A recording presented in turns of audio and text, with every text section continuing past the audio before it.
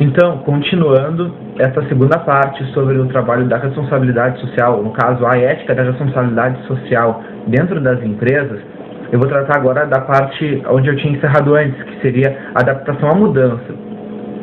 A adaptação à mudança seria aquelas empresas que sofreram uma reestruturação generalizada, que no caso pode acabar ocorrendo numa destruição, digamos assim, ou um desmanche muito agravante dentro da própria empresa. Como consta no livro verde, de acordo com um estudo, menos de uma em cada 4 operações de reestruturação atinge os objetivos pretendidos. Ou seja, as empresas não fazem uma avaliação do que está ocorrendo dentro da própria empresa. No caso, elas não sabem o que melhorar dentro dessa própria empresa e, no caso, elas nunca vão conseguir resolver o problema que ocorre dentro da própria instituição. Como até consta aqui nesta parte do livro verde, eles têm que saber reduzir as despesas, aumentar a produtividade, melhorar a lealdade, criatividade e a produtividade dos trabalhadores. Na forma prática, a questão que mais decorre seria o processo, que muitas vezes é tão importante quanto o fundo para o sucesso da reestruturação, implicando nomeadamente a participação e a associação de todos os elementos afetados, através de uma informação e consulta aberta. Essa questão da reestruturação é uma parte importante, assim também como foca na questão do trabalhador. Esse trabalhador, ele tem que saber como a empresa está desenvolvendo o seu próprio trabalho, não só a questão do chefe, mas sim o trabalhador, que lá dentro compõe um grupo inteiro. Essa questão do grupo do aumento de rendibilidade, até mesmo da ajuda pró o ambiente, com a questão da diminuição na redução, no caso, do impacto ambiental que essas empresas podem trazer, que seria até o próximo tópico da gestão do impacto ambiental e dos recursos naturais. Ajudando nessa questão dos recursos naturais, diminuindo os poluentes, as empresas vão estar fazendo um bem tanto para si quanto para o meio ambiente. No caso, no livro verde, essa questão é nomeada como win-win, que seria vantajosas para as empresas e vantajosas para o ambiente. O princípio que vigora já há alguns anos, naquele ano onde foi produzido o livro verde, que é desse século passado,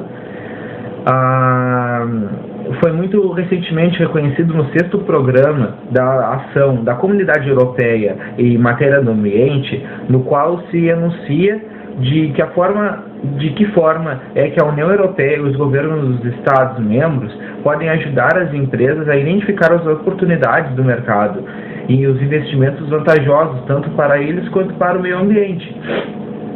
Esta não diria uma interferência ou não seria um problema, porque agora, tratando mais, já dá para ver nessa questão do trabalho que eles estão focando na questão da dimensão externa. Antes nós tratávamos da dimensão externa, que falava da questão do trabalhador dentro da empresa, da questão da saúde dentro do trabalho, a questão do marketing. Agora nós vamos trabalhar na questão da dimensão externa. A dimensão externa, ela vai falar dessa questão da globalização, o bem que ela trouxe às próprias empresas, que através dessa globalização elas acabam trazendo os consumidores para perto de si.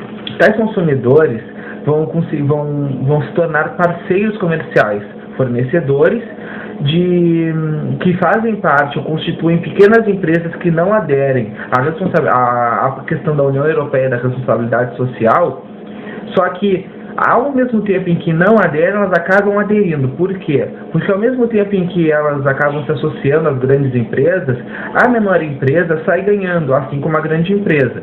Como? A grande empresa, ao tempo em que ganha mais consumidores e abrange o seu espaço empresarial da questão da responsabilidade social, as pequenas empresas crescem ao ponto de ter uma grande empresa como modelo, onde vão poder distribuir e trocar as suas próprias experiências a partir dessa questão da responsabilidade social. Fator que vai trazer, de fato, a questão do direito humano do ser humano. No caso, ela é uma questão totalmente jurídica, uma questão totalmente ética que entra dentro dessa questão da empresa. Ela vai também trazer dilemas políticos, aonde vai ter uma inovação na questão dessas leis com um acordo de Cotonou, que é um reconhecimento da luta contra a corrupção dentro das empresas. Até como trata, novamente, eu vou citar uma questão da parte do Livro Verde, que ela vai tratar que os casos sérios de corrupção, incluindo os subornos e a ela conducentes, poderão constituir como um fundamento para a suspensão da cooperação. A cooperação seria esse caso da coligação, da união. A inclusão de uma cláusula sobre a corrupção do texto do acordo visa não só dar um sinal inequívoco aos beneficiários de ajuda, mas também promover a transparência nas atividades e dos investidores e europeus e outros agentes. Essa vai estar à mercê de uma pressão da ONG.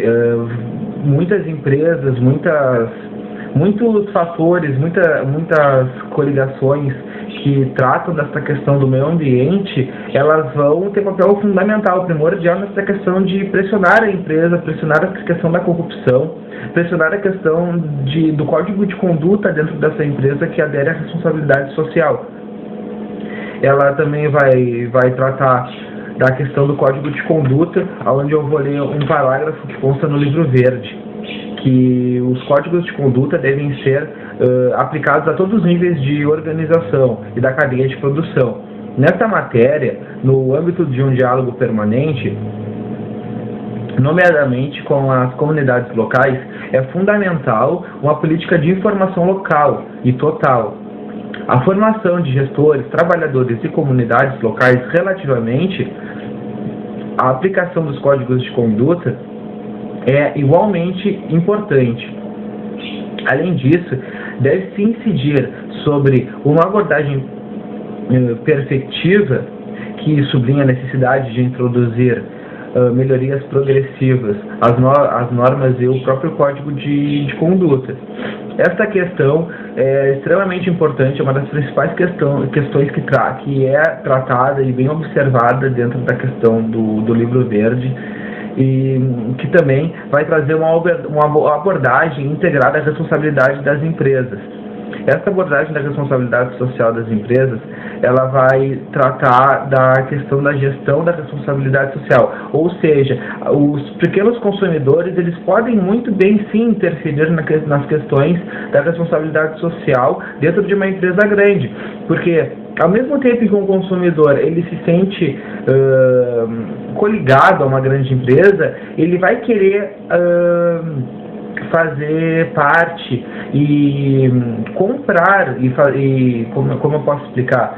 Ele pode trazer para si e para o próprio bem da sua pequena empresa produtos daquela empresa que adere à responsabilidade social, onde tem um melhor código de conduta, ou seja, os trabalhadores recebem, eles possuem um bom salário, têm a saúde, não se preocupam só em obterem a questão da rendibilidade ou de grande capital, como também eles ajudam as ONGs na própria questão da responsabilidade social pró o meio ambiente.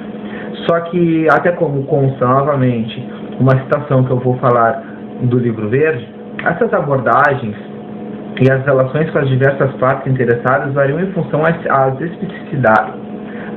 especificidades setoriais e de diferenças culturais.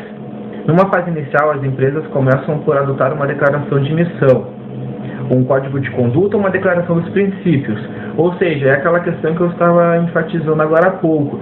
Essa parte do código de conduta, ela vai ser extremamente importante para uma empresa, tanto para a empresa grande, que é obrigada a possuir essa questão do código de conduta, quanto a empresa pequena. Eu, no caso, tenho mais 3 tópicos para tratar. Eu vou deixar para tratar no próximo vídeo, que no caso será o terceiro, e eu vou tratar dessa questão da qualidade no trabalho, dos rótulos sociais e ecológicos e do investimento socialmente responsável, que seria o ISR. Termino aqui essa segunda parte e logo mais irei voltar com a terceira.